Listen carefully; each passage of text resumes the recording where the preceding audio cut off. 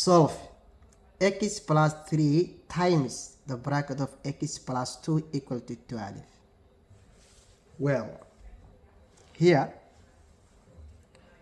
we see we have got two brackets on the left hand side of the equal sign, and we have got a number 12 on the right hand side. We're gonna therefore need to work carefully here. We know this is an equation because we have variables and also equal sign, and we have also left hand side. Well done. We're gonna therefore this equals multiply out the brackets, and this is binomial times binomial, which means each term in the first bracket must be multiplied both terms inside the second bracket. So first x will be multiplied both terms inside the second bracket.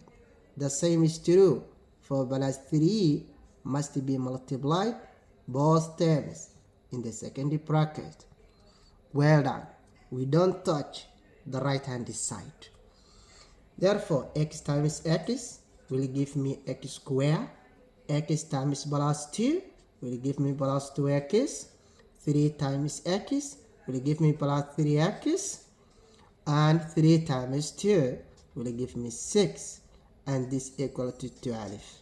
Now collect like terms. Plus 2x plus 3x are like terms. We're gonna therefore have x squared plus 5x plus 6 equal to 12.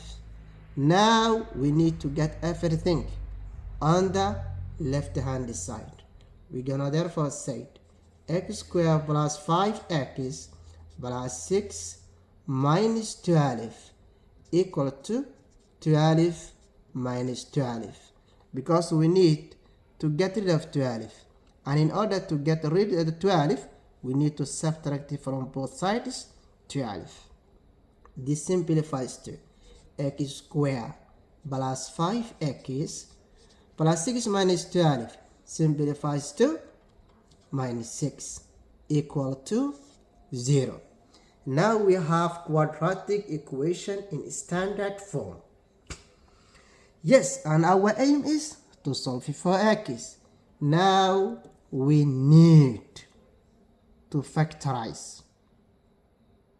And in order to factorize, we first need to check if we can take out any common factor. No common factor here. Now, let's try another way.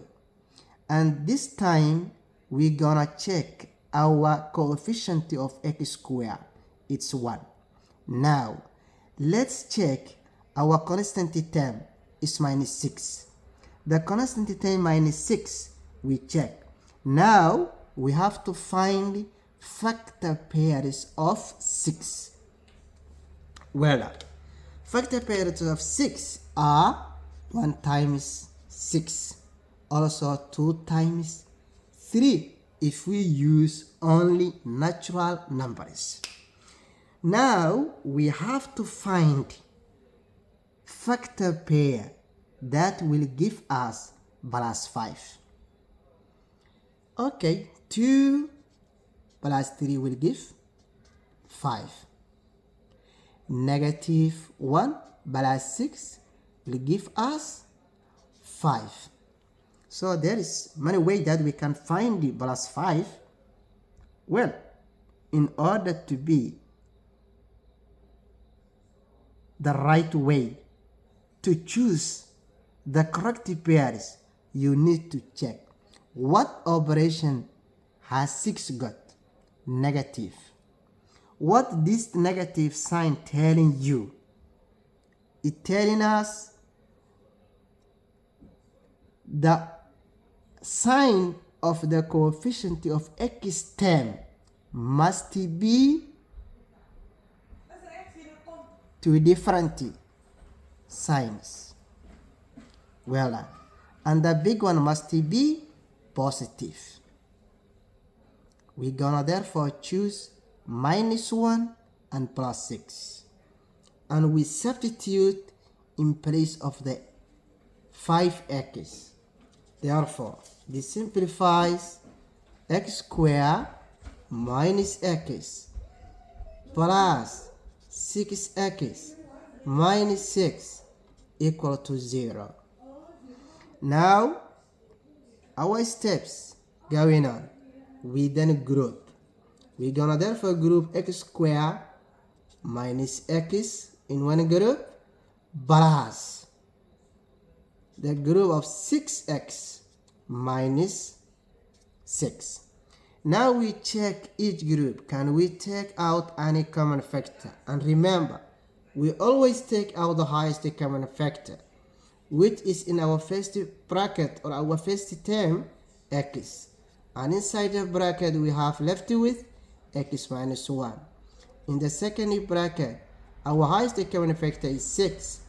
And inside the bracket we have x minus 1. Now, check what else can you take out. Now we see we have identical brackets or common brackets. Therefore, let's take out the common bracket as a common factor, x minus 1, and then bring it down the factors that you took out, which is x plus 6. Now we have our quadratic equation, which is in factor form, and all the factor is equal to 0.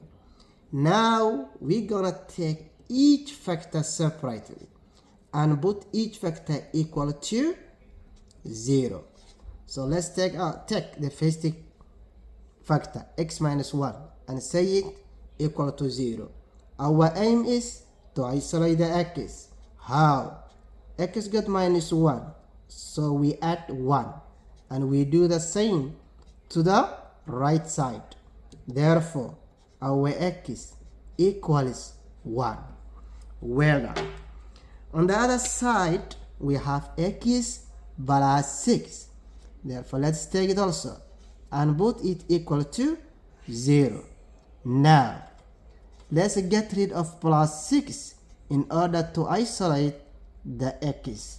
We're gonna therefore subtract 6.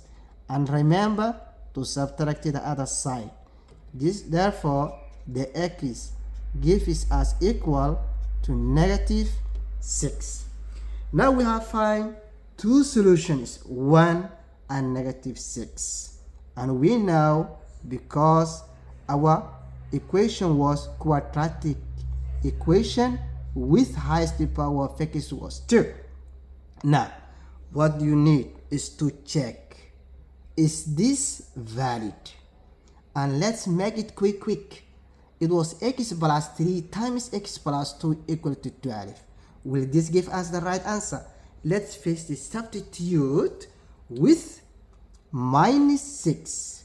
So I will take out x plus 3 and put minus 6.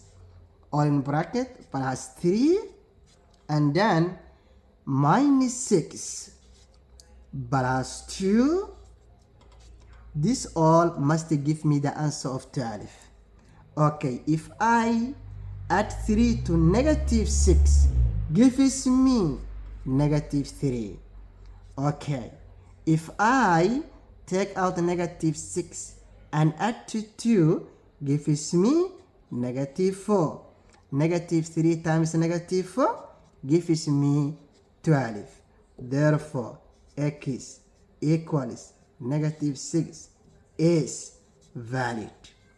Well done. Now, let's check our other solution, which was x equals 1. Okay. Now, let's substitute this one, x 1 plus 3 times 1 plus 2 must give me an answer of 12. Therefore, if I add 1 plus 3, this equals 4. And if I add 1 plus 2, gives me 3. If I multiply 4 by 3, gives me 12. Therefore, x equal to 1 is valid. Well done. Then you can submit your work. Thank you.